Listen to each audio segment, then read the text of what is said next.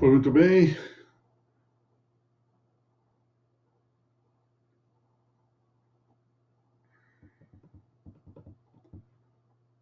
Muito boa tarde. Agora sim parece que estamos conectados. Retomamos hoje, mais uma vez, algumas considerações acerca do tema da propedêutica jurídica. Aproveitando esse período de quarentena forçada, de resultados muito controversos, desde o início, embora seja meramente uma opinião, tenho uma inclinação muito contrária a este isolamento horizontal. E parece, dos recentes estudos vistos aí, especialmente os trabalhos do deputado Osmar Terra, que foi secretário da Saúde no Rio Grande do Sul, que tem uma vasta experiência no combate a epidemias, parece que, em termos de levar a achatamento da curva do Covid-19, este isolamento total não produz nenhum efeito, mas vai produzir efeitos, esse é o grande temor, em matéria econômica. Mas vamos aguardar que as coisas se ajeitem melhor, que haja mais sensatez nas soluções e que cheguemos a um bom resultado muito em breve, se Deus quiser. Quero agradecer a Noreg do Paraná, na pessoa de sua presidente, a doutora Mônica Dalla Vecchia, pela chancela que concedeu a estas nossas realizações, cujo objetivo é exatamente preencher o tempo para nos tirar um pouquinho deste monotema obsessivo que nos tem apanhado a todos ao largo do tempo. Não posso deixar também de agradecer a todos aqueles que têm tanto colaborado aqui com a divulgação dessas aulas e prestigiado esses nossos empenhos, aqui pequenos empenhos, para nos dedicarmos a alguma coisa que julgamos ser de valia durante esse nosso período de incubação, por assim dizer, e não se sabe muito bem o que. Bom, vamos prosseguir aqui naquilo que vimos fazendo ao largo do tempo. Estamos examinando nessas nossas aulas os temas, nem sempre exatamente o teor, mas os temas de um livro publicado no princípio desse século, mais exatamente no ano 2001, pela editora Milênio de Campinas, um livro chamado Propedêutica Jurídica, uma perspectiva justnaturalista, que é esse livro que está aqui. Livro que está esgotado há bastante tempo e que foi escrito pelo professor Paulo Ferreira da Cunha, da Universidade do Porto, e por mim próprio, e cuja reedição é muito pouco de esperar, por uma série de motivos. Primeiro, porque é um livro de difícil elaboração gráfica, em virtude das características que ele tem, com fotografias, desenhos, muito espaço em branco, ou seja, é um livro custoso do ponto de vista gráfico, mas nem só esse é o problema. Haveria dois outros problemas adicionais. Um, o de que teria que ser reescrito em grande medida, porque houve mudança do Código Civil brasileiro e o livro está calcado no Código Civil de 1916, em alguns de seus aspectos. Haveria também alguns pontos a aprofundar um tanto, retificar algumas ideias expedidas aqui na obra. Mas de não ser apenas esse o problema a apontar, teríamos ainda de referir a circunstância de que o professor Paulo Ferreira da Cunha mudou em grande medida a sua posição, é direito dele, foi muito honesto intelectualmente e muito cortês comigo ao avisar-me de que havia alterado o seu posicionamento a respeito do ponto de vista doutrinário, ou se quiser ideológico, e que não poderia, portanto, aceitar a continuidade, uma nova edição do livro sem que as suas posições ideológicas adversas ao que aqui está escrito, em alguns aspectos, suponho eu, fossem efetivamente frisados. Então, é provável que esse livro não se volte efetivamente a reeditar, ao menos em vida dos autores. Bom, Nós, desde o primeiro momento em que essas nossas exposições começaram, marcamos a ideia de que o nosso tema é a investigação da noção de direito.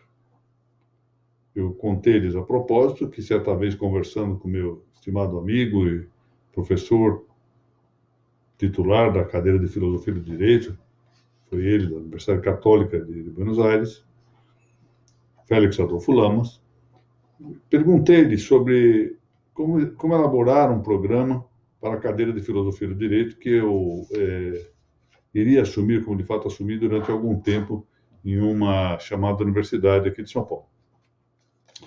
E, efetivamente, ele mostrou-me um caminho interessante, ao dizer-me que bastava um tema e desenvolvê-lo a fundo seria tarefa para toda uma vida. Esse tema era descobrir que coisa se entende por direito, que é o direito. E, ao fundo, também o que desse livro se trata e do nosso curso se trata. E, por isso, todas as nossas primeiras aulas se dedicaram a começar essa trajetória, esse percurso. Como são aulas frequentemente dirigidas, ou suponho eu que a maior parte do nosso público é um público que tenha preocupação profissional também com direito, isso apresenta um aspecto muito interessante, chamativo, que é o fato de que cada um de nós, dentro da sua especialidade jurídica, trata de ver o que está fazendo e trata também de verificar se busca efetivamente o direito. Ou se nós estamos apenas nos valendo de uma técnica, de um instrumento. O instrumento aqui em hora da produção do útil e não a produção do bem. Então, a gente tem que pensar isto e avaliar, e com o tempo nós vamos vendo novas dimensões. Examinamos como isso se comporta dentro da analogia do próprio vocábulo direito. Depois avançamos para mostrar algo realmente fabuloso, que foi a visão que teve Sebastião Cruz acerca da importância do símbolo para o direito, ao notar que as palavras não poderiam exaurir o conceito de direito, mas sim o símbolo é que mostraria a sua exata dimensão. E esse símbolo explica exatamente a palavra directum, que depois se converte em directum, ao mostrar que esse prefixo de levaria a ideia não só de intensidade do reto, de mais rectum, ou seja, o intensamente reto, mas também um reto projetado para a verticalidade. Ou seja, não é qualquer ideia de reto, mas é um reto projetado para a verticalidade. Essa é a ideia que se apresenta no símbolo e que a palavra não traduz. Ao mostrar, sobretudo na balança com o fiel, ou seja, com o prumo, que a ideia das balanças igualadas é de que o prumo, que está, portanto, como uma haste em sentido vertical, está rigorosamente reto. O fiel está rigorosamente reto. Essa é a ideia do direito. Depois, na sequência, examinamos a posição de Francisco Elias de Terrada sobre os saberes jurídicos e fizemos uma incursão crítica sobre o mesmo pensamento de Terrada pela voz do também filósofo de direito, Juan Valete de Guerciolo, examinando não só a posição de Valete quanto ao tema dos saberes na divisão de Terrada, mas igualmente na sequência a tripartição das funções do saber em teoria, prática, que poderíamos aqui talvez substituir pela expressão prudencial, e técnica, ou produtiva, ou poiesis, para então daí extrairmos uma visão mais completa daquilo que significa o direito. Hoje nós vamos então agora passar para um novo tipo de exame. Corresponde para quem tem o livro, páginas 20 e seguintes, e o subtítulo nesta parte do livro é este: O direito não é a única ordem normativa. Vamos examinar aqui, portanto, vamos começar a examinar a convivência do direito com outras ordens normativas, com outras ordens que, de algum modo, regulam condutas. Bom, nós temos, na verdade, quando pensamos na ideia de direito, nós já temos ali a considerar uma pluralidade de ordens jurídico-normativas, não é disso que nós vamos tratar hoje, mas enfim, convém observá-lo, que é o fato de que o direito não é exclusivamente um produto da sociedade total. Não é simplesmente ou exclusivamente um produto de elaboração estatal. Isso é uma visão totalitária da ordem jurídica, que só o Estado pode criar direitos. Nós convivemos com essa realidade da pluralidade normativa na nossa vida habitual. Vamos a um clube, o clube tem lá as suas regras. Vamos ao que se chama de universidade, e lá nós temos o estatuto da universidade. Entramos no centro acadêmico dessa universidade e lá temos as suas regulações. Vamos a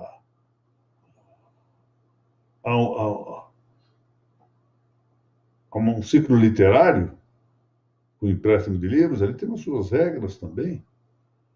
O Facebook tem as suas regras. A igreja tem as suas regras, tem o seu direito canônico, tem os seus ritos, e até há pouco tempo o Estado, pelo menos o Estado brasileiro, não cuidava de intervir nisto. Até porque, se nós imaginarmos, seria de algum modo uma interferência também com algo que pertence a um Estado independente, que é o Estado do Vaticano.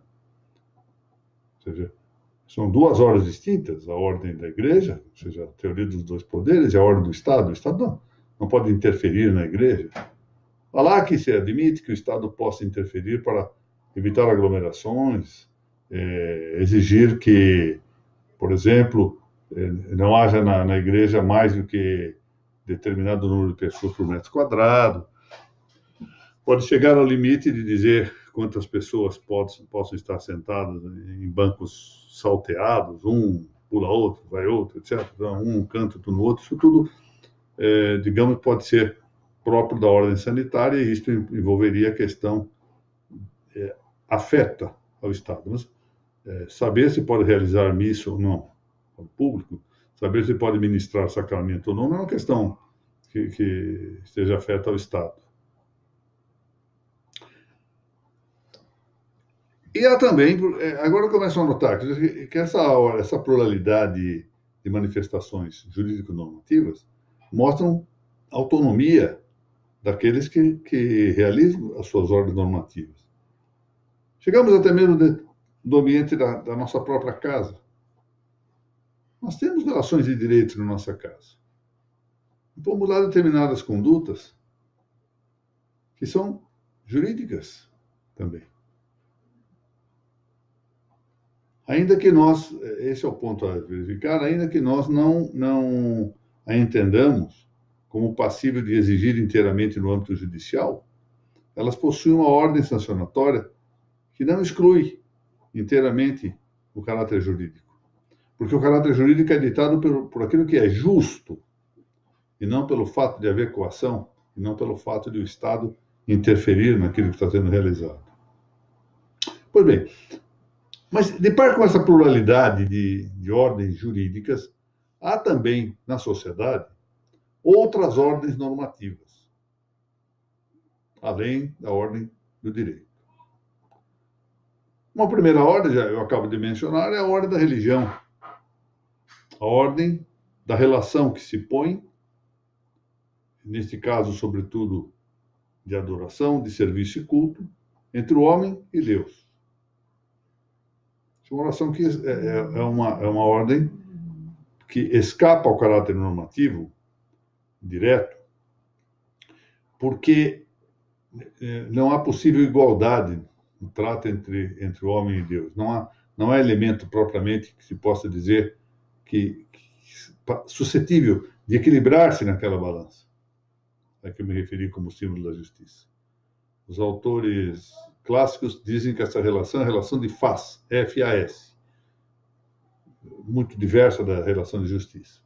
Ou seja, há um elemento jurídico, por exemplo, no direito canônico, na disciplina dos ritos. A Igreja Católica possui 20 e tantos ritos diferentes, de acordo com as várias igrejas que estão unidas dogmaticamente, mas têm seus rituais diversos dentro da Igreja Católica.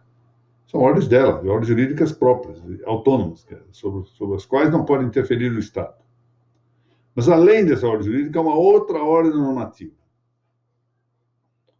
que convém considerar, porque ela é própria da religião e é na sociedade.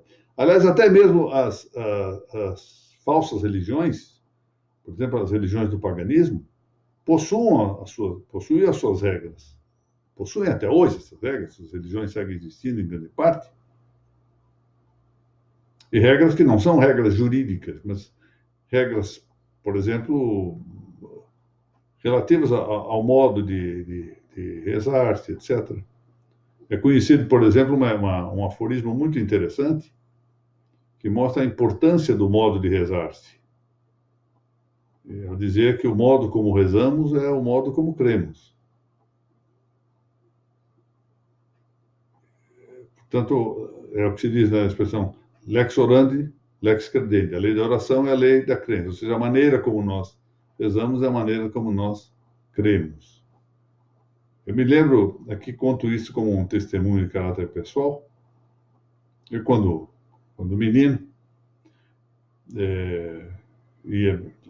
lembra-me bem isso, ia à missa, e diante da exposição sou católico, como todo mundo sabe, ia à missa e diante da exposição da Sagrada Forma, do sacramento, era normal ficar-se de joelho, e no limite, aqueles que não podiam ajoelhar ficavam de pé. Hoje a praxe mudou inteiramente.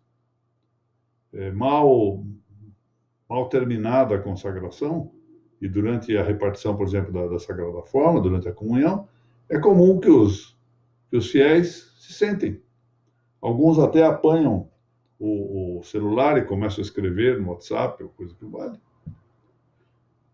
Ora, é claro que isso é uma modificação, é um modus orandi diverso, mas mostra, de algum modo, indicia um modo diverso de crença, ou seja, começa a desaparecer um pouquinho aquilo que é central, por exemplo, na religião católica, ou seja, crer na presença real, em alma, sangue, corpo e divindade de Jesus Cristo na hóstia consagrada.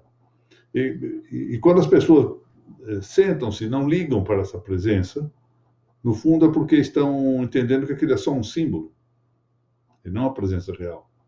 Isso é dramático, porque vejam como há essa relação entre lex orandi e lex credendi. O ataque à lex orandi simplesmente repercute na lex credendi.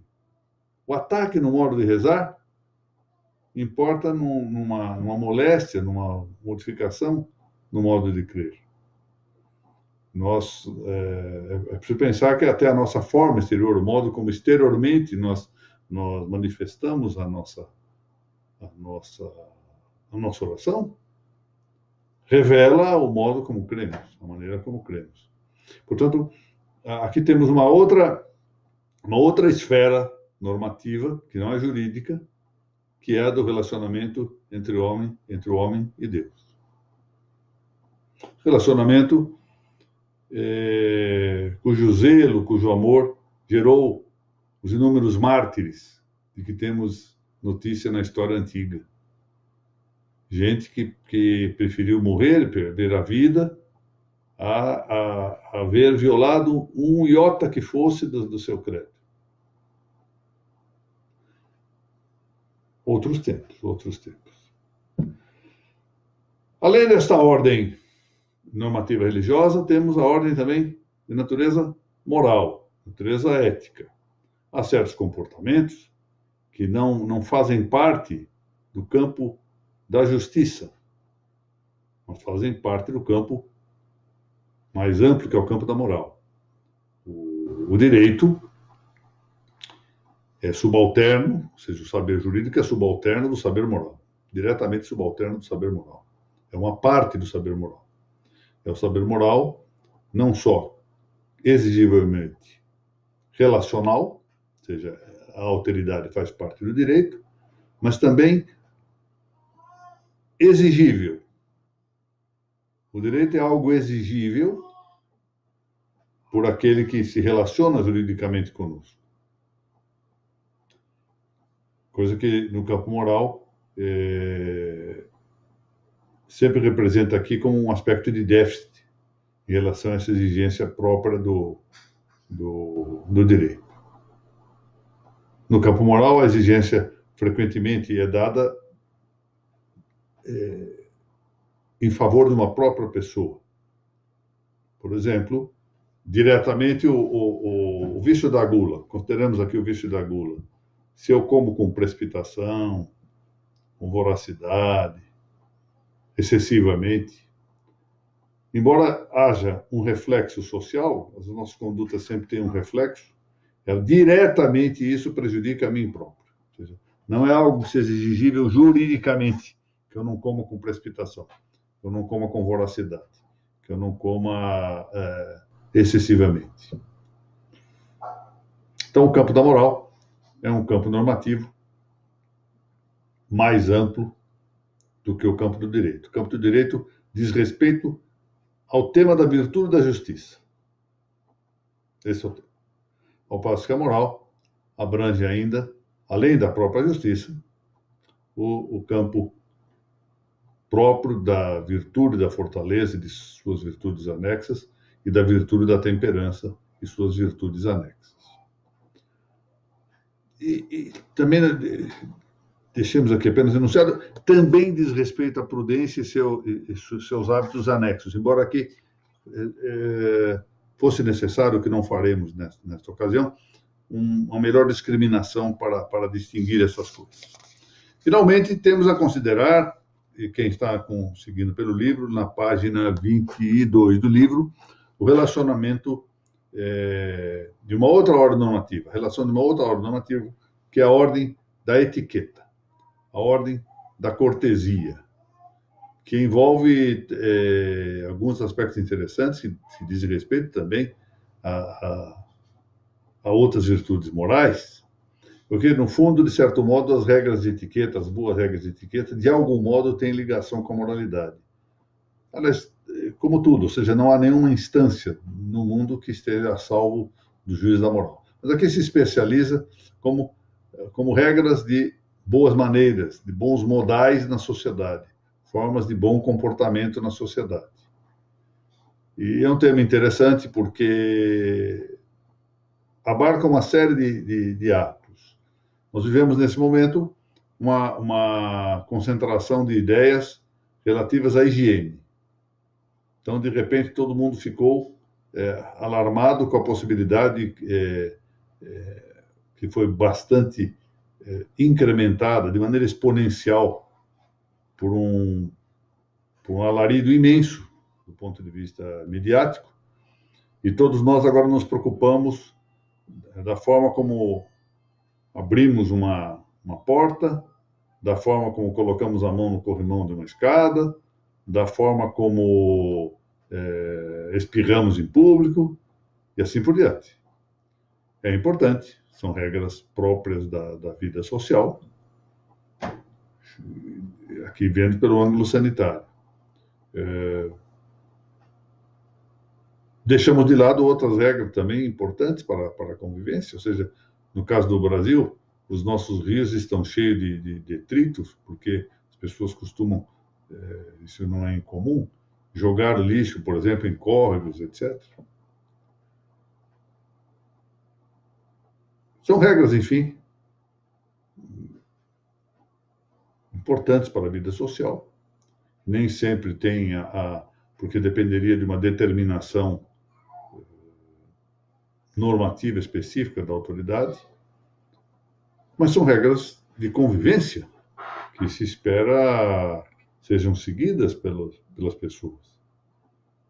Eu moro num loteamento fechado, nas barrancas do Tietê, como eu digo, e pela manhã eu tenho saído para tomar um pouco de sol, aproveitando esses tempos, meditar um pouco, rezar um pouco e andar aqui pelo próprio loteamento, onde praticamente não encontro pouquíssimas pessoas na rua. E nós temos aqui essa coisa muito boa, as pessoas se cumprimentam. Pouco importa que nós não nos conheçamos, não custa nada dirigir um cumprimento, são regras de etiqueta, as pessoas devem saudar-se deste modo. E elas são importantes para o convívio, são importantes. Isto é a cordialidade, a palavra cordialidade vem de uma origem cor cordis, de coração, que por sua vez ajuda a concórdia, ou seja, com corações, com cordis, com os corações, ou concordibus, com os corações. Por quê? Porque a cordialidade aproxima as pessoas. É um gesto de simpatia. Não se confunde com a alegria nécia, com essas alegrias desmesuradas, ineptas. Não. Mas é uma forma de nós nos mantermos em relação com outras pessoas. Porque, ao fundo, nós devemos nos preocupar uns com os outros. Desde as esferas mais próximas de nós, como é a esfera dos nossos familiares, até a esfera da nossa comunidade vicinal, ou seja, dos vizinhos, até mais amplamente com as soluções do município, dos estados, membros da União, no caso do Brasil, e até depois para o mundo. Frequentemente nós invertemos esse processo e ficamos preocupados com o homem abstrato. Ele mesmo o homem abstrato de Rousseau, etc. E isto rompe com a hierarquia natural de valores, de afeições que devemos ter e de preocupações. Então, é preciso que essas regras de etiqueta, de cortesia, a guia de boas maneiras, o grande guia do protocolo pessoal, seja reencontrado para que todos nós vivamos melhor e contribuamos para que as pessoas vivam melhor. Para os que têm fé, ademais, é preciso acrescentar um outro dado, a circunstância de que nós devemos nos preocupar efetivamente com a salvação das almas. Uma coisa que os católicos, sobretudo, provavelmente os verdadeiramente católicos, estão, nesse momento, sofrendo com isto, ao verificar que as missas públicas foram suspensas. E foram suspensas frequentemente porque se valoriza, é justo que se valorize, a salvação do corpo. Mas isso se está fazendo em troca do abandono da salvação das almas. Quanta gente que necessita do sacramento da penitência, que gostaria de robustecer com a graça atual, mediante a recepção da Sagrada Forma, nesse momento, quando menos para ter um conforto espiritual nesse momento difícil, e encontra a porta das igrejas fechadas, como nunca houve no mundo. Em 2000 anos de história do cristianismo, nunca houve o fechamento integral das igrejas no mundo inteiro. Valendo a pena dizer que ontem via uma expressão de Bill Gates dizendo, pronunciando o fim da Igreja Católica, fim da religião católica, com a devolução das pessoas à intimidade de seus lares, e nós faríamos as igrejas uma igreja sem sacramentos. Então, eu penso que o momento é muito interessante para nós verificarmos, agora retomando a nossa aula, a existência de todas essas ordens normativas. E que nós comecemos a pensar se o Estado detém, só ele, a ordem normativa, o poder de normatizar. E quem é que deu ao Estado esse poder?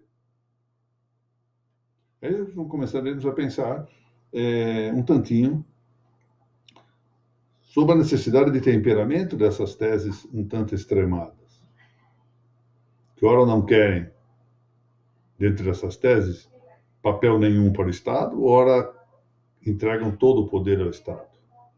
Então, talvez o momento de nós refletirmos. A ocasião desta quarentena compulsória nos deve dar a ocasião, aos que pensam o direito, a ocasião de pensar um pouco sobre a convivência, o conserto com C das várias ordens normativas, para que nós consigamos consertar, agora com S, uma sociedade que parece ter perdido seus rumos. Vivendo uma crise cultural, essa desconstrução cultural, como nunca se viu, pelo menos em parte também em intensidade, em verticalidade, mas seguramente nunca se viu do ponto de vista horizontal, tamanhamente expandida, graças a duas coisas, a globalização e ao globalismo. Mas isso vamos examinando com calma. Nesta semana, a minha pretensão é amanhã prosseguir um tanto a exposição de hoje. E na quarta-feira, estava pensando em purgar a mora, dá para encaixar aqui nas aulas, purgar a mora com um tema a que eu acenei já há bastante tempo, quer dizer, o verdadeiro conceito de interpretação. A palavra interpretação no campo jurídico acabou se confundindo com o conceito de compreensão ou de intelecção. Isso provavelmente é fruto do positivismo. E acho que está na hora de nós podermos pensar um pouquinho, verdadeiramente, que coisa é a interpretação. Isso tem a sua relevância prática também para os juristas que aplicam o direito. Saber como distinguir intelecção e compreensão, interpretação de outro lado. E assim, de um lado, eu emendo a mora, porque já prometi tratar disso faz tempo, mais de ano que vem dizendo que um dia trataria do assunto, e de outra parte acho que seria um tema útil e interessante para romper com um equívoco terminológico com o qual nós nos estamos acostumando erroneamente. Eu quero, antes de encerrar a aula de hoje, desejando que todos aqueles que me assistem, suas famílias, estejam bem, os resultados catastróficos profetizados aí por alguns, até agora no Brasil, não ocorreram, felizmente. Sequer do ponto de vista individual, por mais que cada morte seja sempre difícil, seja sempre algo duro, mas não se morre só de Covid-19, não é? Morre-se de muita coisa. Embora tudo isso seja verdade, seja uma tristeza sempre a enfrentar, o fato é que, em relação ao Covid-19, os resultados não foram, até agora, felizmente, aqueles que foram catastroficamente previstos, e de maneira alarmista. E tampouco do ponto de vista da saúde pública, porque parece que os hospitais não estão com as lotações esperadas, pelo menos até aqui, volto a dizer. E esperemos que não haja nada desse jeito. Eu, como lhes disse, assisti a um vídeo do ex-ministro Osmar Terra, hoje deputado federal. Fiquei impressionado com a exposição que fez, muito bem. Vi também manifestações de um grande virologista de São Paulo, o Dr. Paulo Zanotto, com muito boa exposição, o que nos dá, eu que não sou cientista, mas que também não sigo cientistas porque estão indicados como a última palavra da moda por gente que tampouco é cientista, mas quando muito fez faculdade de jornalismo, que eu também fiz. Enfim, espero que com essas lições de dois grandes nomes que são muito autorizados, o deputado Osmar Terra, com uma experiência na frente de combate à epidemia muito grande no Rio Grande do Sul, passou já por 3 epidemias, comandando a Secretaria de Saúde do Rio Grande do Sul. De modo que espero que com isto nós possamos nos tranquilizar um pouco para, com sensatez, enfrentarmos um problema que aí está. E que todo ano haverá, né? Todo ano haverá algum tipo de vírus novo nesse período de início de inverno nos atacar. E atacar no mundo inteiro. Ele ataca no inverno europeu e nos Estados Unidos e ataca no nosso inverno. E nós já tivemos várias gripes, várias endemias, sem este alarmismo que cercou a nossa vida atual. e sem que houvessem ordens de nos manter em cárcere nas nossas casas. Muito bem. Vamos, então, continuar com os nossos estudos a partir de amanhã, terça, continuamos na quarta, e na quinta-feira nós vamos suspender, em homenagem a doenças e a Sexta-feira Santa. Quinta e sexta não haverá estas aulas. Haverá, sim, quinta-feira de manhã, a aula normal do Colégio Notarial do Brasil, São do Paraná, e na quarta-feira cedo também a aula da Uniregistral, às 10h30.